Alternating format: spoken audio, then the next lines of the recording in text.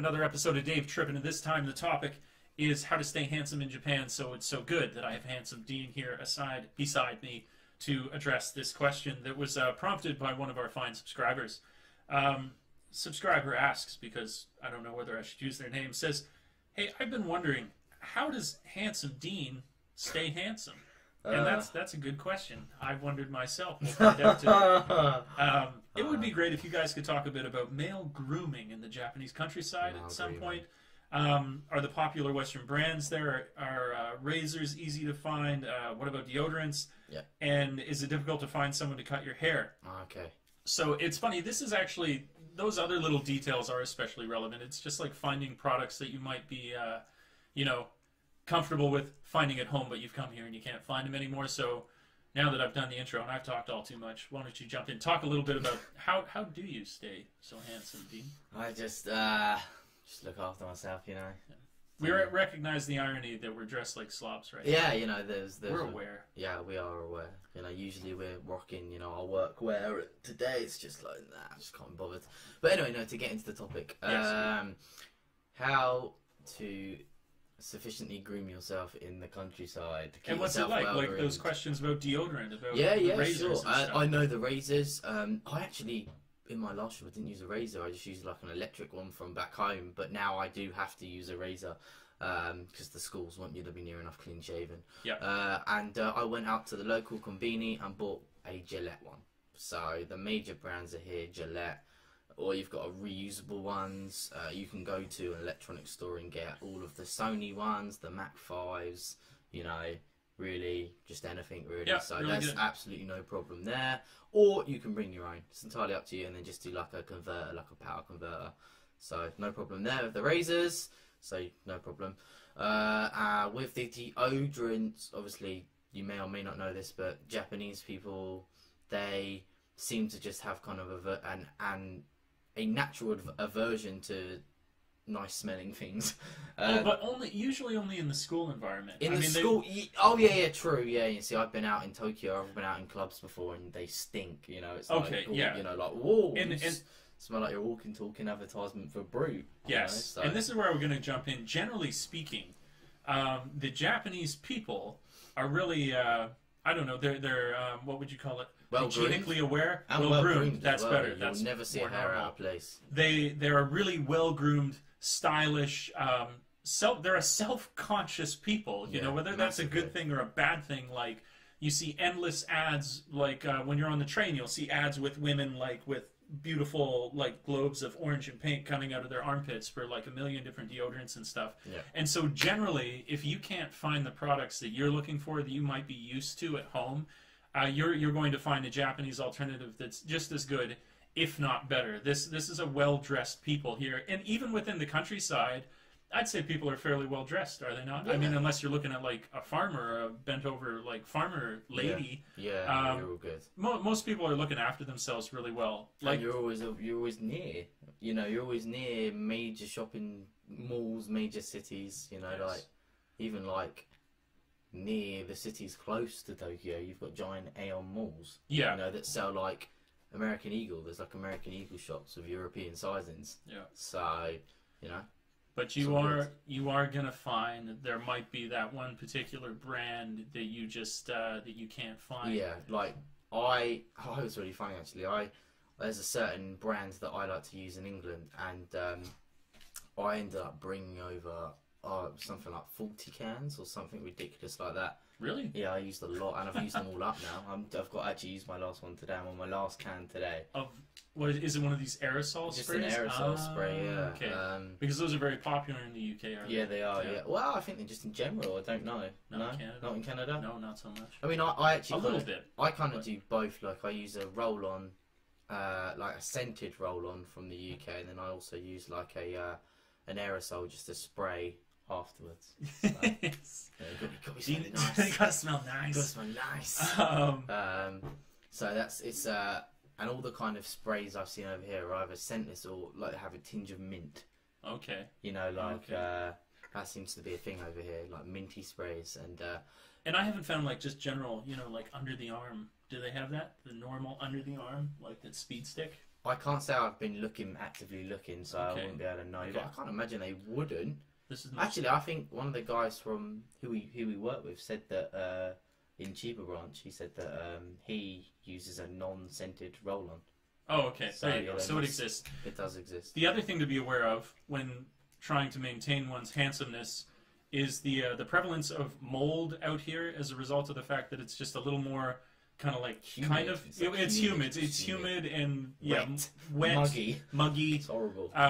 And the strangest thing in the world, you're in like the place of the future, the country of the future. They don't use drying machines here. No. So you either have to like get a setup in your room. They got lots of different alternatives for this, but you really got to find the alternative, whether it's a laundromat that you go to because there's dryers there, just not in anyone's house.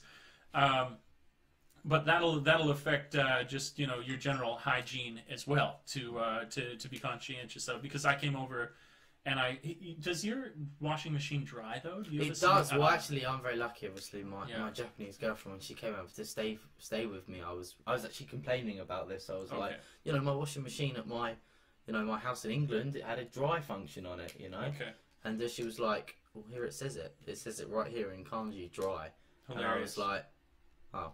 But for the most part, it doesn't exist. Don't get any strange ideas. Yeah, absolutely. Like you can expect one. He just got lucky. I did get lucky. But we're also very lucky that we live literally across the street from a giant laundromat. Yeah, literally across the street. I mean, it is one walk across the street, so yeah. So yeah, be warned about the mold. The fact that you don't got those things. And it's damn hot in the summer. So our little apartments, they all have mini washing lines. Yeah. So like you'll put it's damn hot in the summer here. So yeah. You put your clothes out, like you put your towels out, you put your clothes out for like, I don't know, an hour and a half, they'd be completely dry. Yeah, it does help. But there seems to be, again, that added humidity. Yeah. And even when it's like when you put them out in the sun, they're still kind of like moist. Yeah, I don't understand. But it does help. Smell. It's pretty good, but just something to be aware of. Yeah. They are like we've covered it all pretty much. You're gonna find most of the brands you want. They're real fashionable, fashion conscious people. Absolutely. Well groomed, and so all these other things you're gonna find. They take a lot of their inspiration from like Paris, from Italy, from Rome, Milan. London, the fashion capitals. So they take a lot of especially like their suits, for instance. They're all very slim fit, and almost that kind of Italian look. Which is cool. Which is really, really cool. So I was able to get a suit over here, and it was like it was made in Milan. It was great. It suited my body type down to the ground. So yeah. Yeah. Sorry, I don't want to interrupt. No, I was just gonna say. And then he mentioned about getting a haircut. Oh yeah. That's a great point. That's a really good point. Yeah, I'm just gonna throw it out there now. I'm not ashamed. I'm a bit of a tart. I like to look after myself, and that was one of my big things. I was being told I was being placed in the boonies, in the middle of nowhere. I was like, fuck, how am I going to get my haircut? I have a specific style. I have that kind of Buffonti hairstyle, the Macklemore look. So, look up Macklemore and you'll see what kind of hairstyle I have. And I thought, it's no, my Japanese isn't good enough. My barber in England can hardly do it, let alone a guy that, I speak minimal, I suppose, technical barbering Japanese. So you get by. You can say long and short. Yeah. Please. And it doesn't help that I come from a barbering background. My dad's a barber. I used to cut hair, so I kind of know. Dean likes things just so. Yeah, I know when it looks like it's been cut by a lawnmower. Sure. So I was really kind of self-conscious, and luckily enough, Dave's former roommate was like, "Oh no, you can go and get it cut at our local supermarket," and I was like, "Hey." Yeah, family cuts. Family cuts, and we went there. It's 1,050 yen. Another thing, just be aware, haircuts are expensive here. Isn't that cheap though? No, compared to the UK. Really? $10 for a haircut? Oh no! If you want to go to like a salon place, that's like you get a straight up choice, isn't it? It's kind of like in Japan over here, you get a straight up cut, which is what you're probably used to. Yeah. Or there seems to be a prevalence, even for men, to go to these salon type places. They get a massage, they get given a tea. I was going to talk about that. Yes, I like. If you can, I now go to the supermarket and I get the $10, $10 haircut. Yeah. But before that, I didn't really know where to go, and there was this place I found it was actually a chain. It's called Chica. Oh, Chica. And its slogan is awesome. It's like, for if you want your hair to charm sparkle like a flower. Yeah. So yeah. I'm a man who likes my hair to have a little charm sparkle like a flower. So initially I was going there, and it was just like you say. It is insanely good service that you get there. I just don't want to pay 5,000 yen for it. Yeah, about like 3,900. If you get a few extras when you're there, it'll cost even more. They charge you for shampooing it. I mean, like in the UK, certainly where I come from, they won't charge you for shampooing it. But it's nice. I mean, you get the coffee or like some choice of drink there. There's all the magazines to look through while you're going. They do a great head massage. They do a back massage at the end when you're done. Yeah.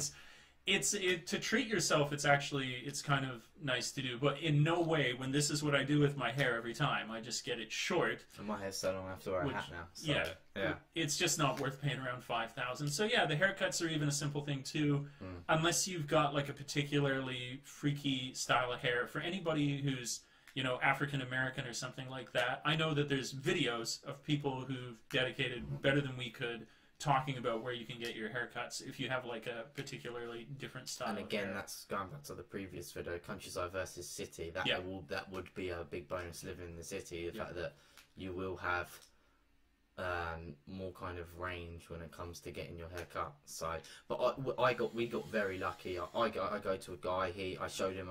I made sure before I go, when you come to Japan, if you do like me, have a particular hairstyle.